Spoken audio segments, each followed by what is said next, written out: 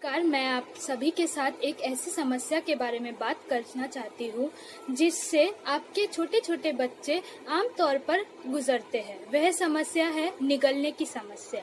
मैं आपको कुछ ऐसे उपाय बताऊंगी जिनको प्रयोग करके आप अपने बच्चे को कुछ हद तक राहत दे सकेंगे।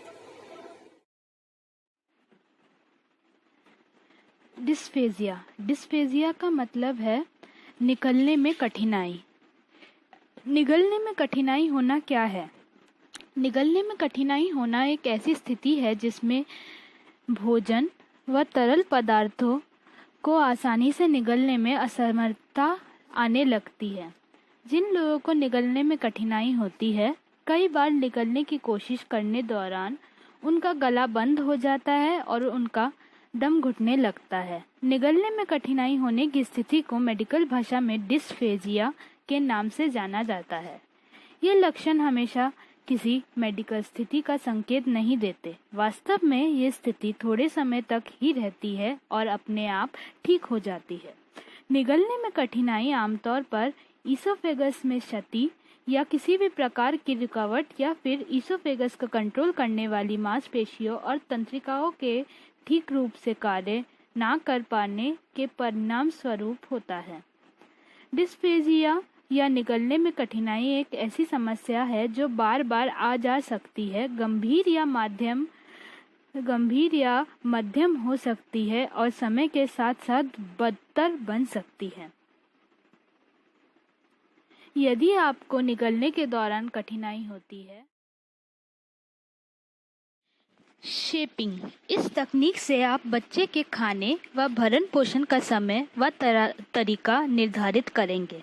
साथ ही आपके लक्षित व्यवहार का अनुमान होगा। आपके बच्चे के लिए उसका ठीक प्रकार से भरण पोषण ही आपका मुख्य लक्ष्य है। तो आप अपने बच्चे के खाने में कुछ ऐसी चीज़ों को जोड़िए जो आपके बच्चे को पसंद हो और पौष्टिक भी हो। वो तरल पदार्थ भी हो सकते हैं जिसे आपके बच्चे को खाने के और सुविधा होती है।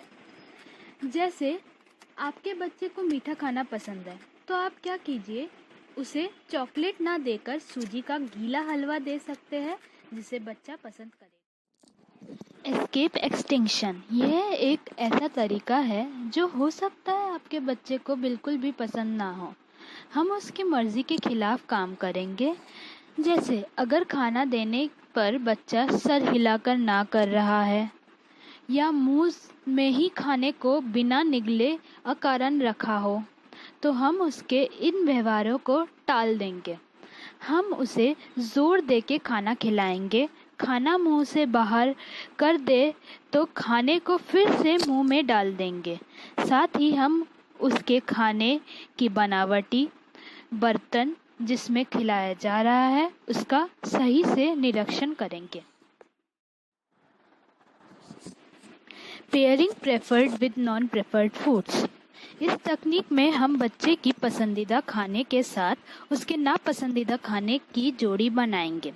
जैसे बच्चे को मीठा पसंद है लेकिन हम उसे पौष्टिक भोजन देना चाहते हैं, तो हम बच्चे को ऐसा लालच देंगे कि बेटा देखो, पहले रोटी सब्जी खा लो, फिर तुम्हें मिठाई दी जाएगी।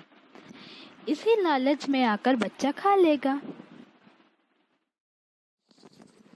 एक छोटे बच्चे के लिए स्तनपान बहुत ही आवश्यक क्रिया है और ये बच्चे के वायुपथ की सुरक्षा के लिए अत्यंत आवश्यक है। और हमें हमेशा ये भी ध्यान रखना चाहिए कि जब बच्चे को दूध पिलाया जाता है स्तनपान द्वारा, तब बच्चे को दूध पिलाने की गति को कम रखी जाए। मैं आप सभी के साथ सपोर्टिव टेक्निक्स के बारे में बात करूंगी। ये टेक्निक्स हम बच्चों की निगलने की क्षमता को बढ़ाने के लिए यूज करते हैं, बिल्कुल छोटे बच्चों के लिए। तो पहली टेक्निक है एक्सटर्नल पेसिंग। एक्सटर्नल पेसिंग की टेक्निक हम तब यूज करते हैं जब हमें लगता है कि बच्चा जो खाना खा रहा है वो उसकी क्षमता से अधिक हो जा रहा है। जैसे कि ये मेरा बच्चा है और ये एक छोटी सी बोतल है। ये मेरे पास बच्चों की बोतल नहीं है निपल वाली, तो इसीलिए मैंने यही बोतल यूज कर ली। छोटे बच्चों की बोतल में एक निपल रहती है। जैसे कि मैंने इस बोतल में दूध भर दिया है। अब मैं बच्चे को इस तरह से दूध पिलाऊंगी, बोतल को ऊपर करते हुए। उसके हाथ ऊंचे रहेंगे और पैर थोड़े से नीचे रहेंगे। बोतल को ऐसे ऊपर करके मैं दूध पिलाऊंगी। जब आपको महसूस हो कि बच्चे ने थोड़ा सा दूध पी लिया है और उसकी मात्रा जितनी उसे चाहिए वो पूरी हो गई, आप अपनी बोतल को तुरंत नीचे कर दीजिए और जो दूध है, बचा हुआ दूध फिर से बोतल में आ जाएगा। इससे क्या होगा कि आपके बच्चे को जितनी मात्रा की जरूरत है उतनी ही मात्रा का दूध आपके बच्चे के पेट में जाएगी। और उस बच्चे को टाइम दीजिए कि ताकि वो अच्छे से दूध को निगल सके। अगली तकनीक है चिन सपोर्ट। बच्चे का चिन होता है ये। इस तकनीक में हम बच्चे के चिन और उसके जबड़ों को स्थिर पोजीशन पे रखते हैं। इस तकनीक से क्या होता है कि बच्चे को जो हम दूध पिलाते हैं वो उसके मुंह से नहीं निकलता है, और जो हम दूध की बोतल उसके मुंह में डालते हैं उसका निपल भी उसके मुंह में ही रहता है, और वो अच्छे से ठीक प्रकार से अपने दूध को पी सकता है और निगल लेता है।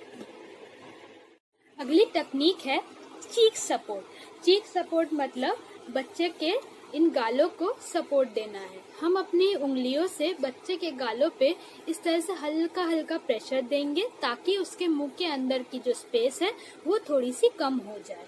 ये जो प्रेशर हम देते हैं, हम चाहे तो एक गाल पे दे सकते हैं या तो दोनों गालों पे साथ में दे सकते हैं। इस टेक्निक से बच्चे की चूसने और चबाने और निगलने की क्षमता थोड़ी सी बढ़ती है।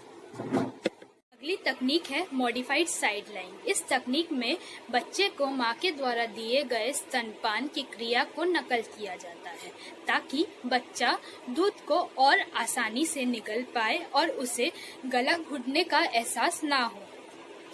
और इस तकनीक में आप लोगों को ये ध्यान रखना है कि बच्चे को उस तरफ रखिए जिस तरफ आपको ये महसूस हो कि बच्चे का सर उसके पैर से थोड़ा सा ऊंचा है, इस तरह से। आप सभी को पता है आजकल एक भयंकर बीमारी चल रही है जो है कोविड-19, जिसका कारण है कोरोना वायरस।